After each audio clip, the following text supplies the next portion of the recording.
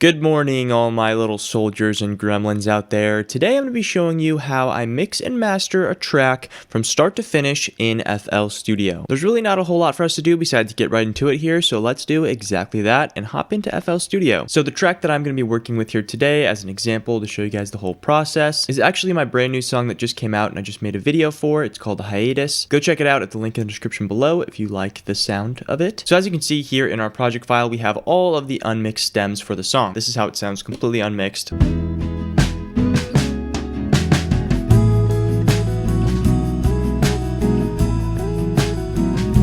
As you can hear, it's pretty weak sounding and it's missing a lot of life and kind of energy to it. But that is the point of mixing this bad boy, to give it some life. So the first thing we want to do is assign all of these tracks to their own individual mixer channel. A really easy way to do that is to open up the channel rack and then double click on these little rectangles and then just do Control L, and that will assign each and every one to its own mixer here. And now we're just going to go through the tracks one by one and add effects and things like that as we need. Quick disclaimer is that a big part of mixing is also leveling, so making sure that nothing is too loud, nothing is too quiet. Me personally, I kind of do a lot of that while I'm actually recording because it really helps me to visualize how the song is going to end up if everything is kind of leveled properly to begin with. But if you haven't done that, this would be the stage where you go through and just listen to the volumes of everything, turn something down if it's too loud, turn it up if it's too quiet, just whatever you see fit for the track. Anyways, first thing we're going to start with is drums. To solo a track, you just right click on this little green circle thing. The drums on my tracks are usually the only thing that I really don't touch because I have a separate project for drum recording where I also mix all the drums at the same time as well. Here's actually a video where I showed how to mix your drums and record your drums and everything. Definitely go check that out because it's very helpful if you want to get some indie drum sounds. Sometimes if the drums need it, I'll cut out certain frequencies with an EQ, but most of the time I just leave them as it is. And on this track, I also added a floor tom layer just because I have this little floor tom groove section and I wanted to make the floor tom a little bit more powerful, but I didn't really touch that either because it's just straight from the drum stem. Next, we have the shaker, and everybody knows that I am the best shaker player on earth ever to exist. I don't usually touch the shaker very much, but sometimes, however, I'll add an EQ and then I will take out a little bit of the super high end. And then I'll also bring in a low cutoff just to take out all the frequencies that aren't even there. Doing a little EQ like this on your shaker can kind of give it a little bit of a softer, kind of darker sound. And now for the bass guitar. This is kind of my secret sauce that I'm going to let you guys in on. Also, all of the plugins that I use in this video are going to be linked in the description below if you want to go check them out for yourselves. So the first thing I do here is add our bass and then wait for it to load for a while.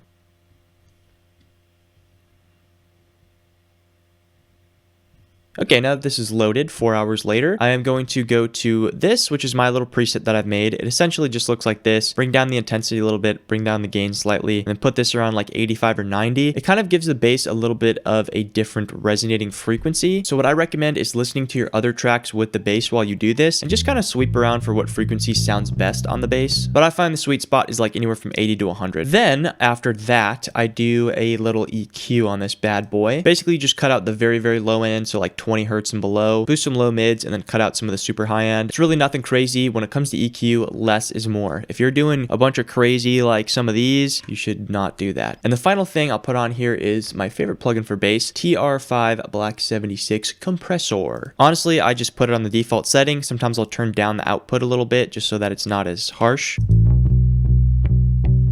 But that just makes your bass sound awesome. All right, so now we're going to move on to the guitars, the big kahunas of this operation. The first one is going to be my nylon bus. The reason that it's a bus is because I have two nylon guitar tracks that I recorded. One is panned to the left, one is panned to the right to create a stereo vibe. And the reason that you do that, or I do that, or whatever, whoever does it, is because you want to have your bass and drums and percussion and other stuff down the middle in mono for the most part. And then you want to fill out the other areas with other instruments like guitars and pianos and synths and that kind of thing. So that's why a lot of times I'll pan leads and stuff a little bit to the right or a little bit to the left, depending on the song and depending on the other instruments in the song. But anyways, my go-to is to pull up CLA Unplugged Stereo. And of course, I have a little preset as well. The preset essentially just looks like this, and I'll tweak the settings, obviously, once I pull it up, depending on the song.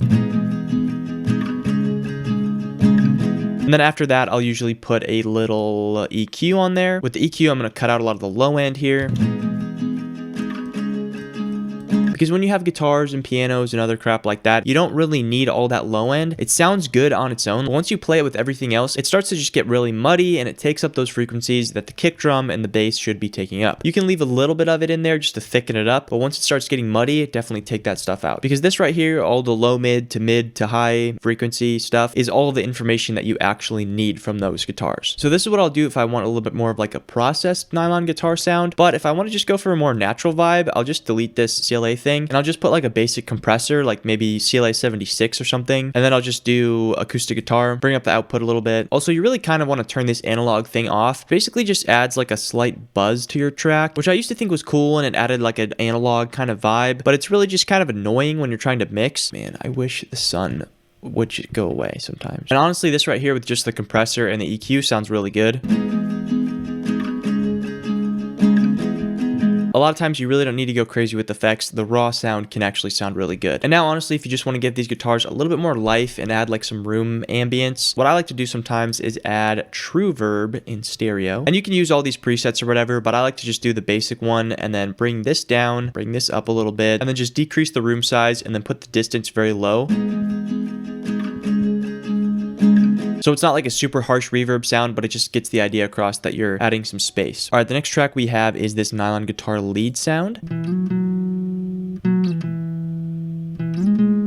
And honestly, we're going to mix this pretty much the same way that we mix the nylon guitar chords. For this one, I think I am going to pull up unplugged, but I'm going to do mono to stereo because naturally this is a mono signal. I have a rubber band.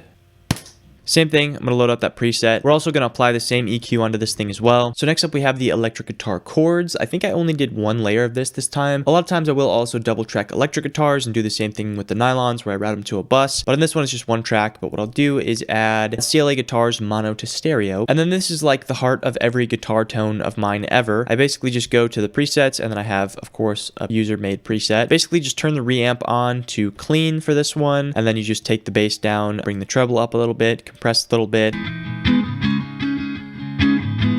For this one, I definitely want it to have a clean sound, so I'm going to leave it on clean. But if I want to go for a little bit crunchier, more distorted vibe, I'll turn it to crunch. Then I'm also just going to go in and do the EQ, same thing as before, cut out that low end. And then with electric guitars, I also usually like to compress them. So we're going to take a 76, go to the guitar preset. And I also think that this electric guitar has a little bit too much high end for my liking. So we're going to just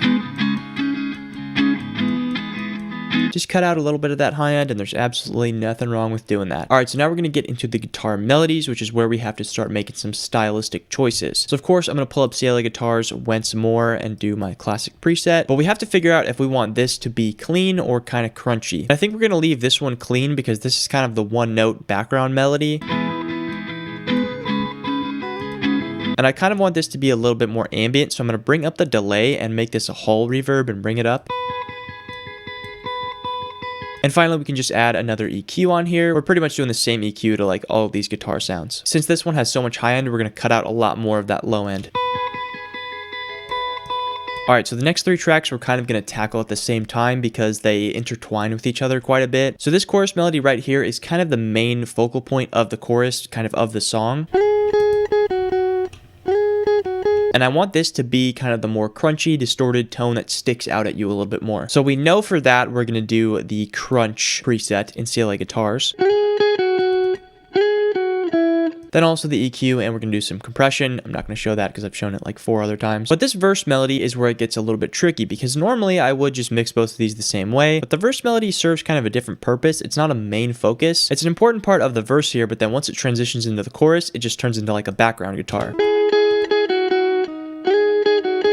It's kind of just like another one-note melody, so I'm thinking that it will make this one clean, but make it similar in volume to the chorus melody. Now, this guitar swell effect thing here, that's basically an effect that I created by taking the first little bit of a guitar note, putting a ton of reverb on it, recording that, and then reversing it. Because this was taken from this guitar right here, I'm going to just click on the guitar swell track and then right click on this and do route to this track only. That will basically run this track through here so that it gets all the effects that are on the verse melody. All right, so now we're pretty much past all the tricky stuff, all the live instruments, which have all the nuance and cause all the problems. All we have left now is like the synth plugin sounds. The first one is this piano. which you really don't need to do much to. You can add an EQ if you'd like, just to kind of take out any of the unnecessary low end frequencies or whatever. Next, we have this delay synth sound. Also pretty much good as it is. You can EQ it if you'd like. So this sound specifically, I meant to be in here as kind of an ambient thing. So what I'm going to do is just kind of drench it in reverb. I'm just going to use the standard FL Studio reverb, and I'll just bring the wet up, bring the decay down, and the size up. And then this electric piano is only in the song at one point in time. It's only during this part right here.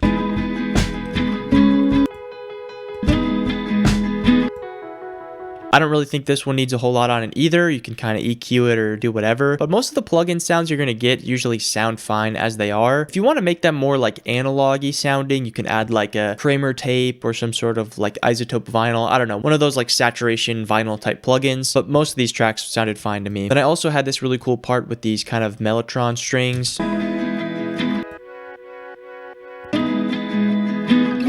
Honestly, same deal here. I don't really think these need a whole lot. I might EQ them a little bit. And I also might add in some more high end just so that these stick out a little bit more like this. And then also I had kind of this whole orchestral section that I created. I just used the BBC Symphony Orchestra plugin, which is a really great plugin that everybody should have. But with this, I just routed it all to one bus and then did the stuff to this. Basically, I'm just going to add a little EQ. This one, I'm actually going to keep a lot of the low end, and that is because this is at a part when there is no low end.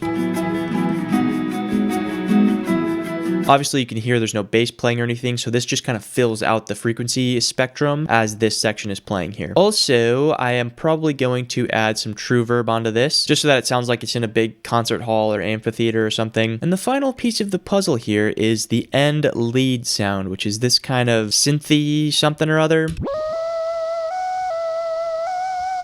It's pretty weird, but I honestly just like the way that it sounded in the track, so I kept it at the end here for the little double chorus. I don't really think this needs anything on it. You can EQ it if you'd like, or you can do whatever. So now after you've added all your effects, what I like to do is go through and listen to each track one by one and kind of adjust the levels slightly again. So I'll usually start with drums and bass because that's kind of the most important aspects to me. So I'll listen to the drums, then bring in the bass, then bring in the nylons, bring in the leads, electric guitar, and so on and so forth. Just bring in each instrument and adjust it slightly as you see fit. So now what I'm going to do is all of my tracks have a soft clipper on them. You don't really need this. I just keep it on there as like a old habits die hard kind of thing. Below this, what I'm going to do is add isotope ozone 9 elements. And this plugin might look all crazy and fancy and you're like, I don't know what any of this stuff is, but it's really not that hard. This is the only plugin that I use for mastering and it works totally fine for me. Before I even touch the equalizer or any of this stuff, I go to the maximizer and bring the ceiling down to -1 decibel. The true peak of most streaming services is usually going to be -1, not actually 0. I'm not going to go into a whole debate. I'm not going to give you the whole sheboing on, you know, LUFS and loudness war and all this kind of stuff. But what I will say is that you want your track to be reasonably loud without sounding super like crunched and compressed or like actually crunchy and distorted. So find a nice balance. If you're getting anywhere from like -11 to like -10, 9 LUFS, that's pretty much good. You basically just adjust this threshold parameter. The lower it gets, the louder your track is going to be. The higher up, the quieter it's going to be. So I like to just grab this and bring it down until my track gets to a level that I like.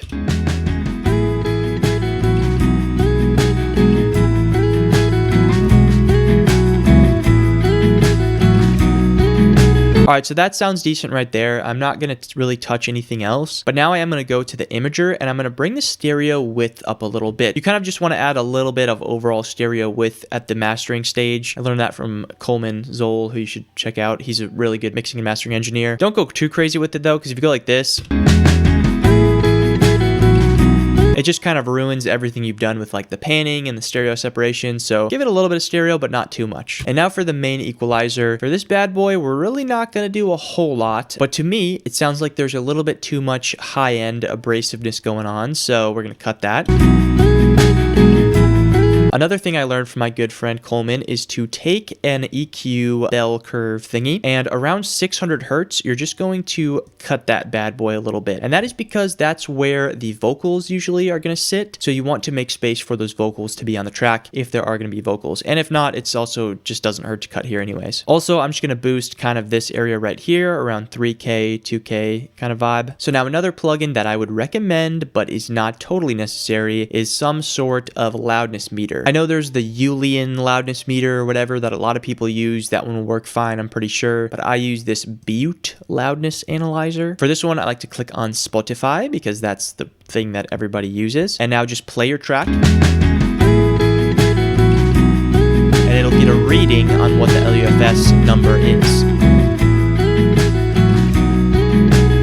And you should let it play all the way through your track because it's going to factor in the quiet parts and the loud parts of your track to give you an overall loudness reading of just the whole song. But this loudness right here, -10, -9, you'll be pretty much fine with that. So now at this point, we're honestly pretty much done. The only other thing that I'll sometimes do on certain tracks is I'll add a tape saturation type effect. My go-to is Kramer tape. So we'll do Kramer tape stereo because it's on the master and the master's in stereo, obviously. And then within here, you can basically go to master and then mastering clean and open I like to do. And then with this, I'll bring up the record level and usually bring down the playback level. And if you do this tastefully, it can actually add some loudness as well and just gives it a little bit more of like an analog-y, not as digital, robotic sounding sound. But yeah, so that is pretty much all I do in order to mix and master a track from start to finish, specifically a more indie rock style track. That is pretty much going to do it for me in this YouTube video here today. I hope you guys enjoyed this one. I hope you guys like the song here. If you do, again, go check it out in the link in the description below, and also stay tuned for my upcoming album that I'm going to be putting out of similarly sounding tracks. Also, if you like the way that the drums sounded on this track, you can check out my lo-fi indie drum pack, which is by far the best drum kit that I've ever made. It has a lot of very similar sounding drums on there, a lot of indie rock drums. Check it out if you like to, and I thank you all for watching this video,